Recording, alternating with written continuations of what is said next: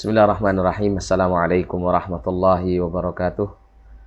Innal hamdalillah nahmaduhu wa nasta'inuhu wa nastaghfiruh wa na'udzu billahi min shururi anfusina wa min sayyiati a'malina. Man yahdihillahu fala mudilla lahu wa man yudlil fala hadiya lahu. Asyhadu an la ilaha illallah wahdahu la syarika lahu wa asyhadu anna Muhammadan 'abduhu wa rasuluh. Qala Allah Ta'ala fi kitabihil karim, ya ayyuhalladzina amanu taqullaha haqqa tuqatih ولا تموتن إلا وأنتم مسلمون يا أيها الناس اتقوا ربكم الذي خلقكم من نفس واحدة وخلق منها زوجها وبث منهما رجالا كثيرا ونساء واتقوا الله الذي تساءلون به والأرحام إن الله كان عليكم رقيبا يا أيها الذين آمنوا اتقوا الله وقولوا قولا سديدا يصلح لكم أعمالكم ويغفر لكم ذنوبكم ومن يطع الله ورسوله فقد فاز فوزا عظيما أما بعد فإن أصدق الحديث كتاب الله وخير الهدى هدى نبينا محمد صلى الله عليه وسلم وشر الأمور محدثاتها فإن كل محدثة بدعة وكل بدعة ضلالة وكل ضلالة في النار. معاشر المسلمين والمسلمات rahimani wa rahimakumullah. Alhamdulillah, pada malam hari ini kita kembali dipertemukan oleh Allah untuk kembali melanjutkan pembahasan yang berkaitan dengan perkara yang paling mendasar dalam agama kita, yaitu pembahasan mengenai pembatal-pembatal keislaman yang disampaikan oleh Syekh Muhammad bin Abdul Wahhab At-Tamimi rahimahullah dalam kitab beliau Nawaqidul Islam Al-Ashrah, pembatal-pembatal keislaman yang berjumlah 10. Dan kita belajar mengenai pembatal-pembatal keislaman ini ya, bukan dengan tujuan untuk memvonis fulan-fulan yang melakukan ya penyimpangan-penyimpangan dalam agama. Namun tujuan kita mempelajari tentang kaitannya dengan pembatal-pembatal keislaman ini agar supaya kita bisa mengenalnya, mengetahui berbagai macam perkara yang bisa menghilangkan dan membatalkan keislaman seseorang sehingga kita bisa menjauhinya dengan ya sejauh-jauhnya agar supaya kita bisa selamat dan kemudian kita diwafatkan kelak oleh Allah di atas agama Islam yang bersih dari kekufuran dan kesyirikan.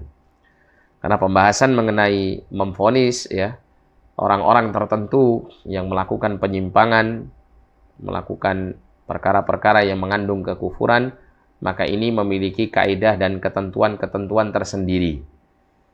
Sehingga pembahasan yang demikian ini membutuhkan pembahasan tersendiri dan kita tidak menyinggung pembahasan seperti ini di dalam pembahasan kita berkenaan dengan 10 pembatal keislaman yang disampaikan oleh Syekh dalam kitabnya tersebut. Maka sekali lagi kita mempelajari ya pembatal-pembatal keislaman ini demi untuk kita bisa menjauhkan diri darinya. Nah, sekarang kita sampai pada pembatal keislaman yang ke-9 yang disampaikan oleh Asy-Syaikh rahimahullahu taala.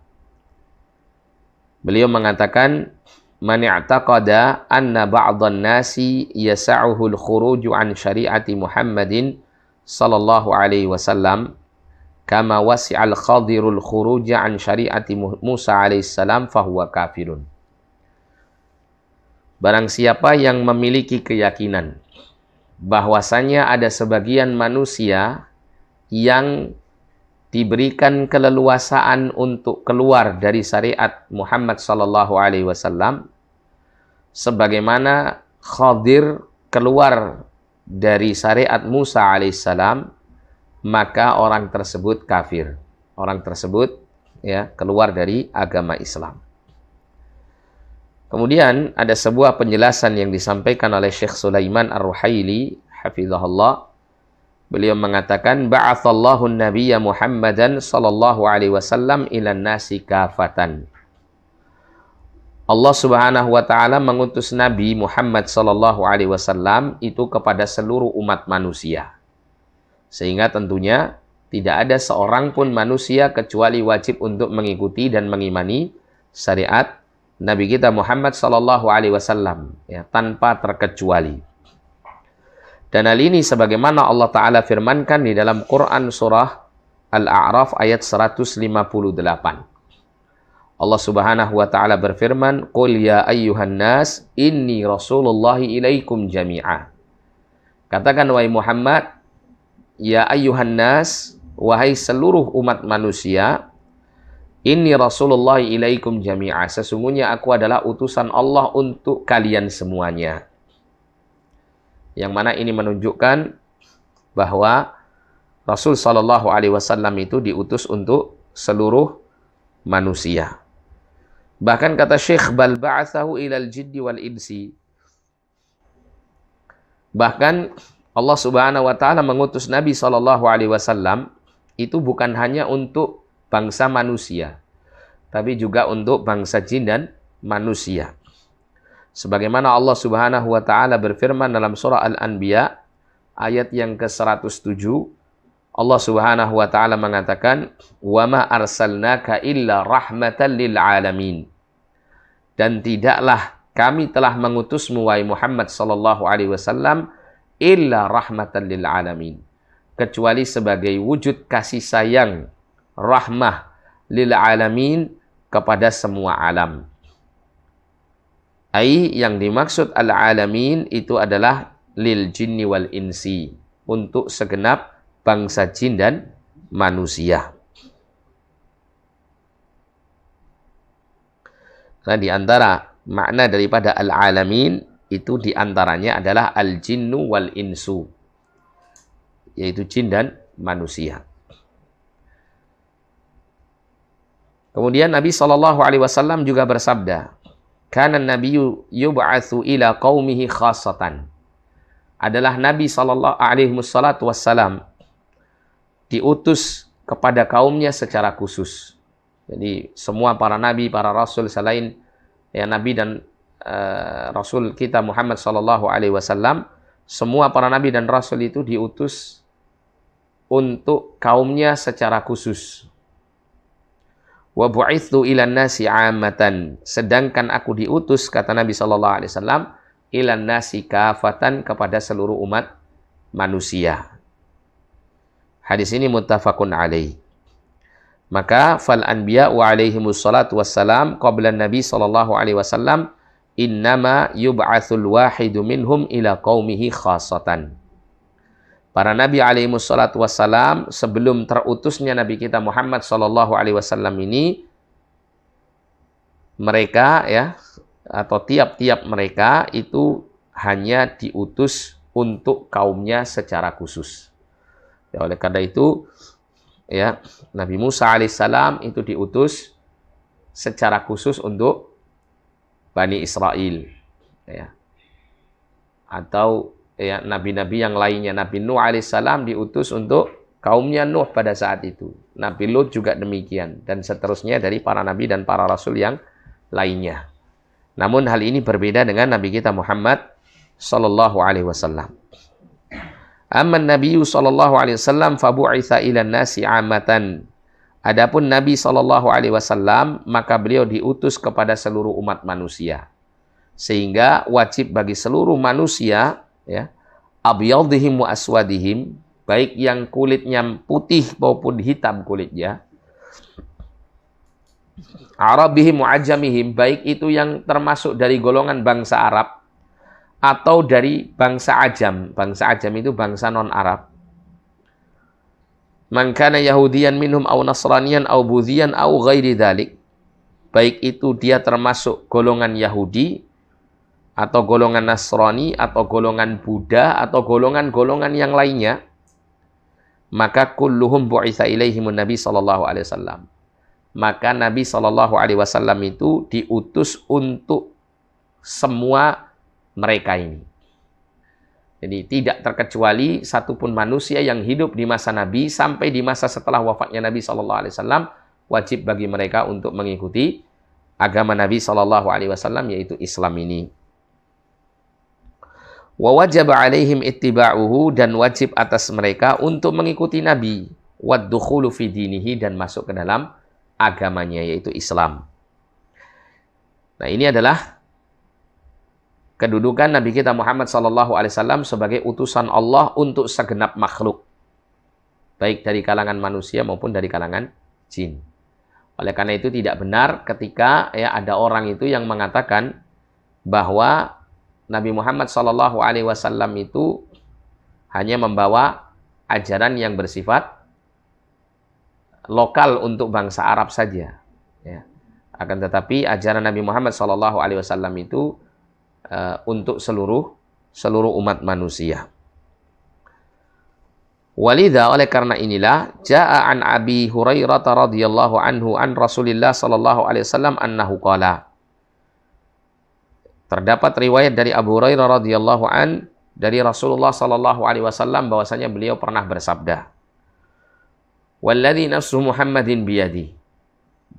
Demi Tuhan yang jiwa Muhammad berada di tangannya. La yasma'u bi ahadun min hadhil ummah. Tidak ada seorang pun dari umat ini yang mendengar tentangku, yakni yang dimaksud kata Syekh adalah ummatud dakwah. Jadi umat itu kalau kita bagi menjadi dua ya, atau dibagi oleh para ulama menjadi dua, namanya yang pertama ummatud dakwah, umat dakwah. Yang kedua adalah ummatul ijabah, umat yang menerima seruan dakwah. Ummatud dakwah itu adalah semua manusia. Yang mukmin maupun yang kafir semuanya adalah umat yang didakwahi oleh Rasulullah SAW. Sedangkan ummatul ijabah ini khusus adalah umat Islam. Karena mereka yang menerima seruan dakwah Rasulullah SAW. Nah, yang dimaksud umat dalam hadis ini adalah ummatud dakwah. Semua bangsa, semua manusia. Siapapun di antara mereka yang mendengarkan tentangku, maksudnya mendengarkan tentang pengutusan Nabi Muhammad SAW sebagai utusan Allah untuk segenap manusia ini, Yahudiyun wala Nasraniyun, baik dia itu dari golongan Yahudi atau Nasrani, tsumma yamutu, kemudian dia mati, walam yu'min billadzi ursiltu bihi, dan dia belum beriman kepada apa yang aku diutus dengannya. Jadi orang ini belum beriman kepada agama Islam. Belum masuk Islam, belum beriman dengan 2 kalimat syahadat. Belum mengimani rukun iman yang 6. Maka yang terjadi illa kana min ashabin nar, kecuali orang itu termasuk dari para penghuni neraka. Nah, sehingga di sini menunjukkan bahwa semua umat manusia itu berkewajiban untuk mengikuti dan mengimani Nabi Muhammad SAW beserta syariat dan agama yang dibawa oleh beliau. Wajib bagi mereka untuk masuk ke dalam Islam. Hadis tadi diriwayatkan oleh Imam Muslim pada nomor hadis 153. Fala tanfa'ul yahudiyatul yahudiyah ba'da bi'tsati Muhammadin sallallahu alaihi wasallam hatta law lam takun muharrafah. Maka orang-orang Yahudi itu tidak mendapatkan manfaat apapun dari keyahudiannya, dari status dia sebagai orang yang beragama Yahudi. Setelah diutusnya Nabi Muhammad SAW, sampai kalaupun seandainya agama Yahudi itu tidak ada penyimpangan di dalamnya. Sampai pun dalam keadaan agama Yahudi itu katakanlah dia murni betul bersumber dari kitab Tauratnya yang Allah Ta'ala turunkan kepada Musa alaihissalam, tidak ada distorsi, tidak ada perubahan sama sekali dalam syariatnya, tetap tidak akan mendatangkan manfaat bagi orang-orang Yahudi dengan agamanya tersebut jika dia tidak masuk ke dalam Islam yang dibawa oleh Nabi Muhammad Sallallahu Alaihi Wasallam. Fakaifa wahiyya muharrafah. Maka bagaimana jika agama Yahudi ini sudah banyak perubahan-perubahan di dalamnya. Banyak ajaran-ajaran yang dirubah oleh tangan-tangan manusia yang tidak bertanggung jawab dalam sejarah perjalanan agama Yahudi ini. Maka tentunya lebih lagi untuk harus ditinggalkan. Jika seandainya agama Yahudi ini benar-benar bersih murni dari Taurat yang benar-benar bersih murni, terjaga, itu saja sudah tidak akan berlaku jika Nabi Muhammad SAW diutus di tengah manusia, wajib bagi mereka untuk meninggalkan agama mereka yang lama menuju kepada agama Islam yang dibawa oleh Nabi Muhammad sallallahu alaihi wasallam. Meskipun dalam keadaan agamanya murni, apalagi kalau agamanya dalam kondisi tidak murni lagi. Maka jelas dia lebih wajib untuk meninggalkan agama tersebut dan masuk ke dalam agama yang telah Allah Ta'ala sempurnakan, yaitu Islam ini.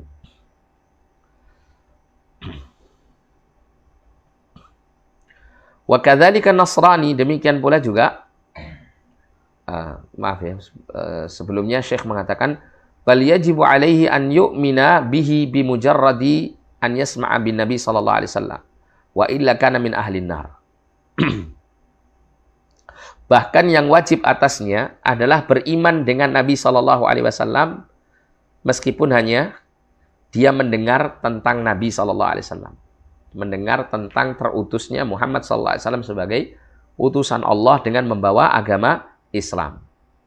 Maka dengan alasan ini wajib bagi dia untuk segera meninggalkan agama lamanya dan memeluk agama yang dibawa oleh Nabi Muhammad SAW.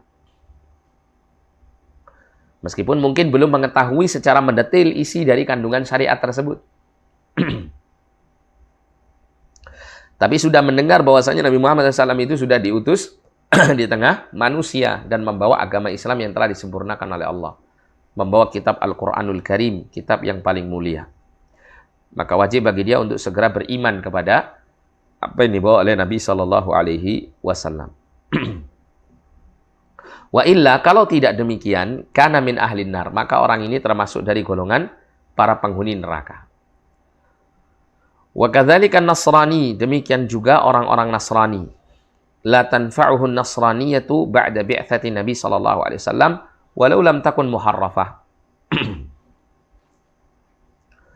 Maka orang-orang Nasrani tidak akan bisa mendapatkan manfaat dari agama Nasraninya setelah diutusnya Nabi kita Muhammad SAW. Meskipun agama Nasrani yang dia yakini itu, ya seandainya ya, sampai pun agama Nasrani yang dia yakini itu tidak ada penyimpangan dan tidak ada perubahan, tidak ada distorsi sama sekali di dalam agamanya. Masih murni seperti yang diajarkan oleh Nabi Isa alaihissalam. Maka tetap wajib bagi orang-orang Nasrani untuk meninggalkan agama Nasraninya.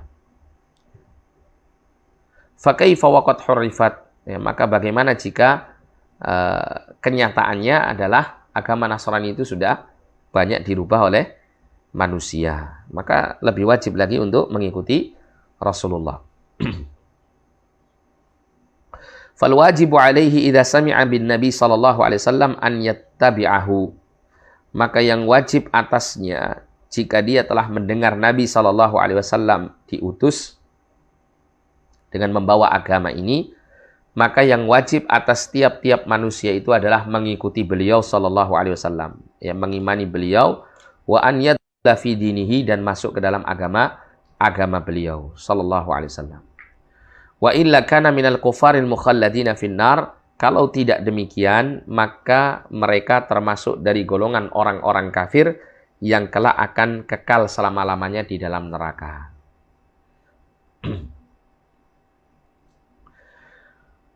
Wa alaihi, kemudian Syekh mengatakan wa alaihi, dan wajib pula atasnya atau berkenaan pula dengan hal ini, gitu ya. Faman i'taqada anna ahadan minan nasi maka siapa saja yang meyakini bahwasanya ada seseorang dari kalangan manusia, sawa'un sammahu waliyan au syaikhan au qutban, baik itu dia dinamakan seorang wali atau seorang syekh, seorang guru, au qutban atau seorang wali kutub, ya. Ini ungkapan atau gelar yang diberikan orang-orang sufi kepada beberapa orang yang diyakini memiliki kedudukan wali, ya, kewalian yang tinggi di sisi Allah dengan istilah kutub ini. La yajibu alaihi an yattabi'an Nabi sallallahu alaihi wasallam. Kemudian orang itu meyakini tidak wajib bagi orang yang disebut wali atau disebut syekh atau disebut kutub atau disebut apalah, ya. Menurut dia tidak wajib atas orang tersebut untuk mengikuti Nabi sallallahu alaihi wasallam. wa annahu yas'ahu an yakhruja an syariati Muhammad sallallahu alaihi wasallam. Dan dia meyakini bahwasanya diperbolehkan orang tersebut keluar dari syariat Nabi Muhammad sallallahu alaihi wasallam. Wa an yatrukal wajibati syar'iyyah, dan boleh untuk meninggalkan berbagai macam kewajiban-kewajiban syariat. Wa annahu tasqutu anhu takalif, dan bahwasanya berbagai macam beban-beban syariat itu telah gugur darinya. Li'annahu qad wasala, ya kata Syekh, karena dia sudah mencapai derajat paling tinggi dalam tingkatan ibadah atau tingkatan agama. Faqad kadzaba wa kafara, ya, maka sungguh dia telah melakukan bentuk kedustaan dan dia telah melakukan kekufuran. Ya, dia keluar dari agama Islam. Dan dia dikatakan wa kadzdzabal Qur'ana was sunnah. Dia telah mendustakan Al-Qur'an dan sunnah. Ya. Ada sebagian keyakinan orang-orang bahwa ada segolongan manusia-manusia yang menjadi kekasih Allah itu boleh keluar dari syariat Nabi Muhammad SAW. Sebagian mereka meyakini bahwa ada segolongan manusia wali yang tergolong sebagai wali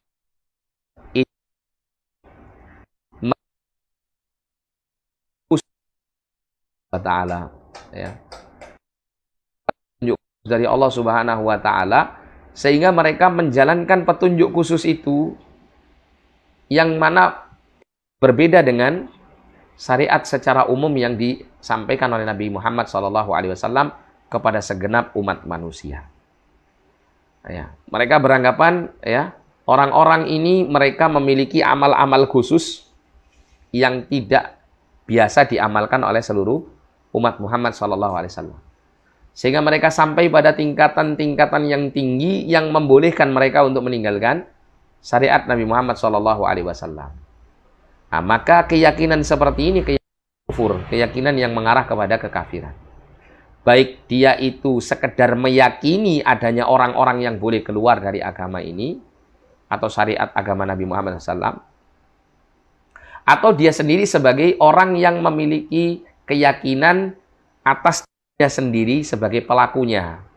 Semisal dia merasa dirinya sudah mencapai tingkatan paling tinggi. Ya, ada di antara tingkatan-tingkatan sufi itu yang disebut tingkatan ma'rifat gitu ya. Ada tingkatan syariat, thariqat, hakikat, dan ma'rifat. Ya, mereka beranggapan kalau tingkatan syariat berarti harus melalui menempuh syariat Nabi Muhammad SAW secara umum.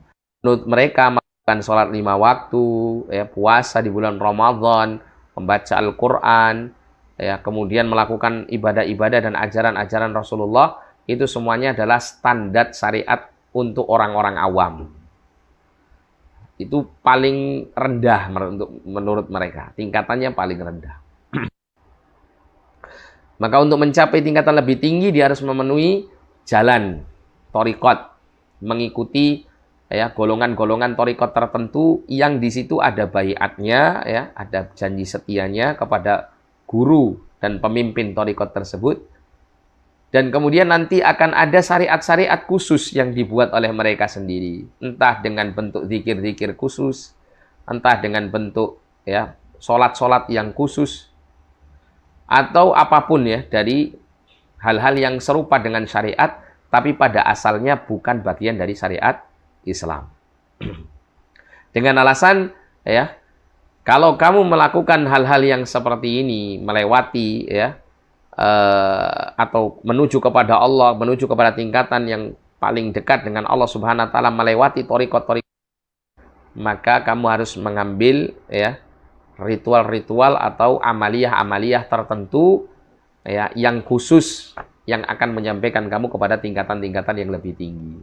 Seakan-akan kalau orang itu sholat 5 waktu seperti tuntunan Rasulullah atau melakukan ibadah-ibadah sesuai dengan tuntunan Rasulullah, itu semuanya tidak bisa kepada Allah dengan tingkatan paling dekat kepada Allah Subhanahu wa Ta'ala.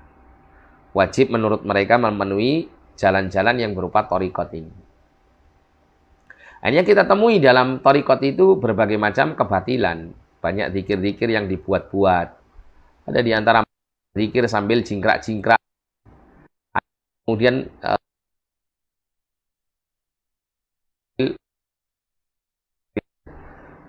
atau melakukan hal-hal gila yang lain, semua itu sama sekali tidak sesuai dengan syariat Nabi Muhammad SAW yang indah ini. Ya, tampak pada pengamalan amaliyah mereka itu sangat menodai pengamalan Islam yang sudah dikenal. Ya. Sehingga orang-orang di luar Islam itu mungkin memandang kok Islam seperti itu bentuknya. Padahal Islam itu sudah ada ketentuan bakunya apa, yaitu yang dibawa oleh Rasulullah Sallallahu Alaihi Wasallam. Jadi kalau orang itu meyakini adanya jalan-jalan tertentu tadi, amal-amal tertentu, yang itu semuanya keluar dari amal Rasulullah SAW, dan dia meyakini amal itu adalah amal yang akan mendekatkan dirinya kepada Allah Subhanahu Wa Taala,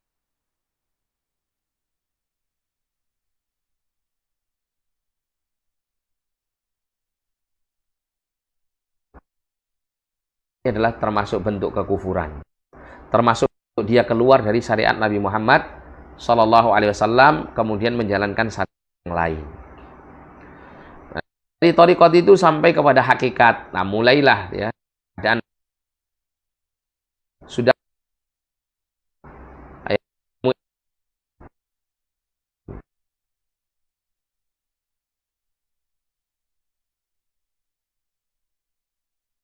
ya, dari akan mengetahui.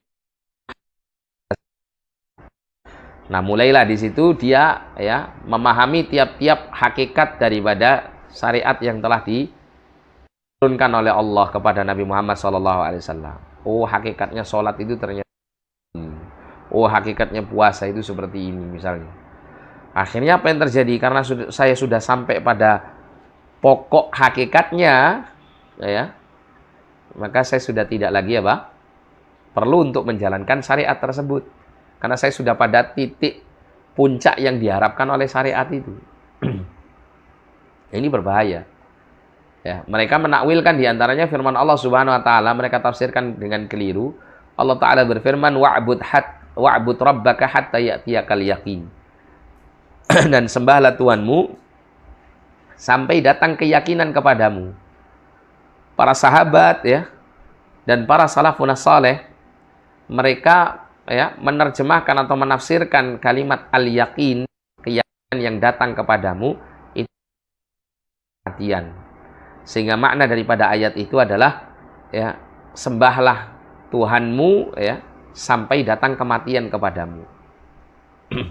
Sehingga konsekuensinya dari ayat tersebut adalah kita untuk terus menyembah sampai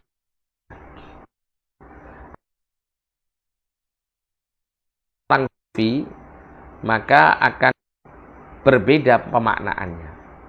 Mereka memaknai bahwasanya beribadah kepada Allah sampai datang al-yaqin, itu sampai datang ya keadaan di mana hati mereka itu sudah berada pada tingkatan keyakinan yang tinggi, sehingga dia sudah mencapai hakikat daripada tujuan-tujuan syariat tersebut.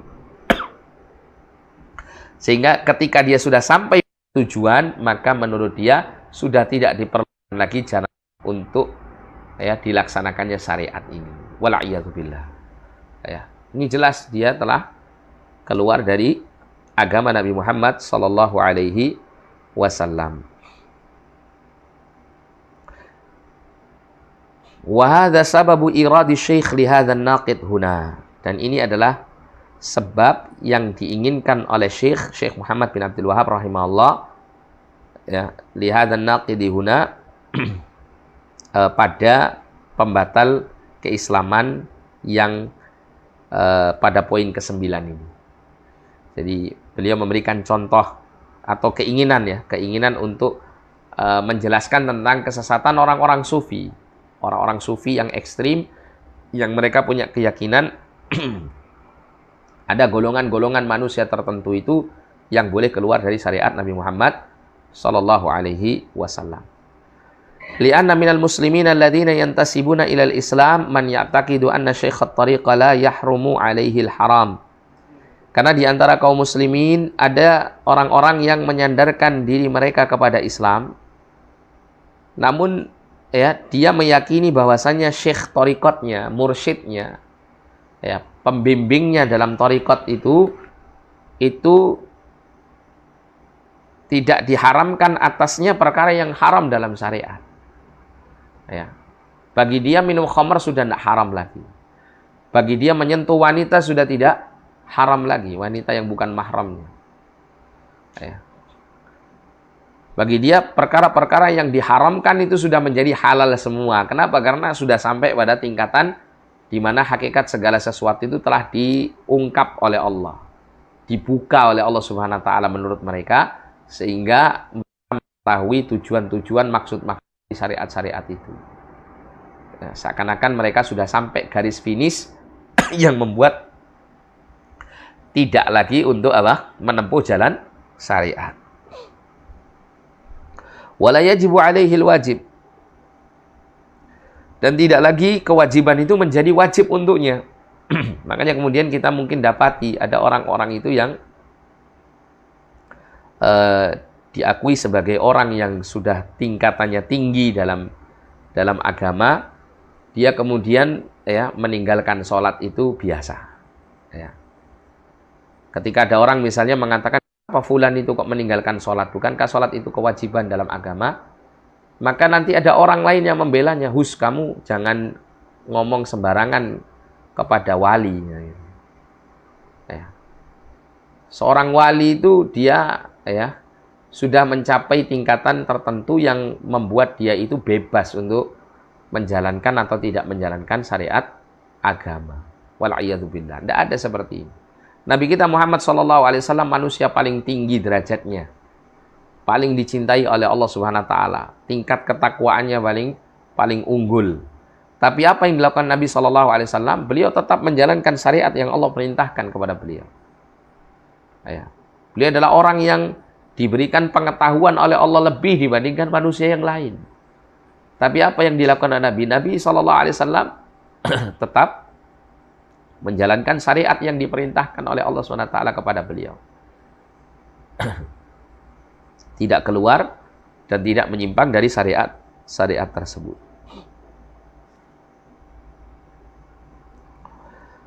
Kemudian ya orang itu berkeyakinan bahwa gurunya di thariqat itu wala yalzamuhu an ya'mala bi syariati Muhammad sallallahu alaihi wasallam. Tidak wajib lagi bagi dia untuk mengamalkan syariat Nabi Muhammad sallallahu alaihi wasallam. Nah, maka kata Syekh Sulaiman, wa hadza kufrun akbar. Ini adalah kufur besar, wal'iyadzubillah. Ya, kita berlindung pada Allah dari hal ini. Yukhriju min millatil Islam, akan mengeluarkan dirinya dari agama Islam. Ini berkaitan dengan keyakinan sebagian orang. Ya, apalagi kemudian ada sebagian orang itu malah meyakini sebagian orang-orang gila itu sebagai wali-wali Allah Subhanahu wa taala. Padahal definisi wali Allah itu adalah orang gila, nggak ada dalam Quran, nggak ada dalam sunnah. Tidak pernah didapati dalam Al-Quran ataupun sunnah menceritakan orang gila itu jadi wali, tidak ada. Allah mengatakan tentang wali-wali Allah, ala inna awliya Allahi la khawfun alaihim wa lahum yahzanun alladzina amanu wa kanu yattaqun. Allah mengatakan, ketahuilah bahwa para wali-wali Allah itu ya, mereka adalah orang-orang yang tidak merasa takut dan tidak merasa bersedih. Siapa mereka itu? Alladzina amanu wa kanu yattaqun. Mereka adalah orang-orang yang beriman dan senantiasa bertakwa kepada Allah Subhanahu wa taala. Inilah para wali-wali Allah Subhanahu wa taala. Ya, jadi kalau orang itu gila, berarti orang tersebut sudah tidak lagi berkewajiban untuk bertakwa kepada Allah Subhanahu wa taala. Nah, kalau orang gila itu tidak ada kewajiban untuk bertakwa, maka bagaimana dia bisa sampai kepada derajat kewalian di sisi Allah SWT. Dia sudah tidak lagi wajib untuk sholat, dia sudah tidak lagi ada kewajiban untuk melakukan kewajiban-kewajibannya kepada Allah. Bagaimana dia bisa melakukan amal-amal kebaikan itu dalam rangka mendekatkan diri kepada Allah, ya, dalam rangka untuk mencapai derajat kewaliannya di sisi Allah SWT. Dan ini semuanya adalah talbis iblis, ya. Ini semuanya adalah tipu daya iblis. Dan hebatnya iblis menipu manusia sampai akal sehat manusia itu dibolak-balikkan oleh iblis. Sebagian manusia itu manut. Sebagian manusia itu mengimani apa yang diinginkan oleh iblis dan bala tentaranya. Sehingga banyak konsep-konsep agama ini yang dipelintir oleh sebagian orang, kemudian diyakini oleh orang-orang itu. Ya, coba Anda perhatikan apa tujuannya orang-orang gila itu kemudian diagung-agungkan, dianggap sebagai wali Allah. Agar supaya mereka manusia ini meninggalkan wali-wali yang sebenarnya. Siapa wali-wali yang sebenarnya? Rasulullah Muhammad SAW, para sahabat, pengikut-pengikut para sahabat, para ulama-ulama kita yang tetap berada di atas ilmu yang lurus. Orang-orang beriman yang beramal saleh, yang selalu bertakwa kepada Allah, yang selalu mentauhidkan Allah dan mengagungkan sunnah Rasulullah, yang meninggalkan berbagai macam bentuk kesyirikan, kekufuran, dan kebid'ahan serta kesesatan. Itulah para wali-wali Allah yang sebenarnya. Ya. Kalau konsep kewalian ini sudah menyimpang, apa yang terjadi? Umat ini akan berkiblat kepada orang-orang yang tidak selayaknya untuk dijadikan kiblat. Apa hasilnya daripada seseorang mengagungkan para wali-wali menurut mereka dari kalangan orang-orang gila ini? Apa manfaatnya? Apakah orang-orang gila ini mengajak manusia tersebut kepada jalan Allah yang lurus? Apakah orang-orang gila yang dikatakan sebagai wali ini mengajarkan mereka agama yang benar? Tidak. Jangan untuk mengajarkan agama yang benar. Untuk ngurusi dirinya sendiri saja, untuk ngurusi nutupi auratnya dia sendiri, untuk ngurusi urusan-urusan mandinya dia sendiri, itu dia nggak mampu gitu. Orang-orang gila ini. Ya. Nah terus kemudian orang-orang seperti ini dijadikan wali itu bagaimana ceritanya? Mohon maaf, bisa jadi yang majnun ini bukan orang yang dianggap wali dari orang gila ini. Bisa-bisa yang menganggap dia wali ini yang hakikatnya gila gitu. Wala'iyadzubillah. Ya. Nah ini sedikit menyentil ya. Kenapa? Karena tujuannya untuk mencerdaskan gitu, mencerahkan kembali cara berpikir manusia yang tidak benar. Nah, akibatnya orang-orang yang layak untuk dijadikan teladan dari kalangan wali-wali Allah yang sebenarnya, mereka jauhi. Mereka justru malah mencela orang-orang yang multazim kokoh di atas agama Islam ini. Dengan julukan radikal lah, dengan julukan fundamentalis lah, dengan julukan-julukan yang lain lah. Dengan julukan jangan ekstrim-ekstrim lah, nah begitu. Wal'iyadzubillah. Ya. Padahal itulah pengamalan para wali-wali Allah Subhanahu wa taala dalam mengamalkan agama Islam ini yang patut untuk dijadikan contoh bagi kehidupan mereka. Jadi demikian, ya. Nah, di sini Syekh menjelaskan ya, siapa saja yang meyakini bahwa ada sebagian manusia itu memiliki keleluasaan untuk keluar dari syariat Nabi Muhammad SAW, sebagaimana Khadir memiliki keleluasaan untuk keluar dari syariat Musa alaihissalam, maka dia kafir. Di sini dikatakan sebagaimana Khadir memiliki keleluasaan untuk keluar dari syariat Musa alaihissalam, maka dia kafir. Maka kita perlu jelaskan di sini, Khadir itu kenapa dia tidak wajib mengikuti syariat Nabi Musa alaihissalam? Karena Khadir itu tidak termasuk umatnya Nabi Musa alaihissalam, bukan termasuk Bani Israel. Sedangkan Nabi Musa alaihissalam itu diutus khusus untuk kalangan Bani Israel saja. Nah, sehingga Khadir tidak punya kewajiban untuk mengikuti Nabi Musa alaihissalam. Ya. Dan sebagian manusia ya berkeyakinan bahwa Khadir adalah ada yang meyakini dia seorang wali, ada yang meyakini bahwa beliau adalah seorang nabi. Yang benar wallahu a'lam, beliau adalah seorang nabi. Kenapa? Karena beliau telah melakukan satu perkara yang secara umum syariat melarangnya. Seperti contoh, Nabi Khidir ini diperintahkan oleh Allah untuk membunuh seorang anak kecil. Dalam perjalanannya bersama Musa, Nabi Khidir ini tiba-tiba membunuh seorang anak kecil yang tidak berdosa. Ya. Seorang anak kecil yang tidak berdosa. Tentunya secara umum dalam agama Islam, baik yang dibawa oleh para nabi terdahulu sampai kepada Nabi Muhammad SAW, membunuh tanpa hak itu adalah perkara yang dilarang, haram hukumnya. Nah, tentunya ketika Khidir melakukan sesuatu yang terkesan dilarang, tapi dia tetap mengerjakannya, tentu ini adalah sesuatu yang bersifat wahyu, ya, yang membolehkan akan hal itu. Yang ternyata kemudian Khidir menceritakan alasannya bahwa Khidir mendapatkan wahyu dari Allah, bahwa mendapat perintah dari Allah Subhanahu wa taala untuk membunuh anak tersebut. Dikarenakan anak itu nanti di masa yang akan datang akan menjadi anak yang murtad, anak yang kafir, kemudian memaksa kedua orang tuanya yang saleh itu untuk keluar dari agamanya. Nah, sebelum itu terjadi maka dibunuhlah anak tersebut dengan perintah Allah. Nah, perbuatan seperti ini nggak mungkin dilakukan oleh seorang wali biasa.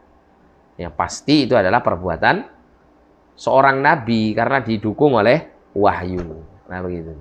Sehingga pendapat yang tepat di tengah para ulama bahwa Khadir itu adalah seorang nabi. Namun dia bukan bagian daripada kaumnya Nabi Musa alaihissalam. Ya, oleh karena itu ada sebuah riwayat ya tentang kaitannya dengan hal ini.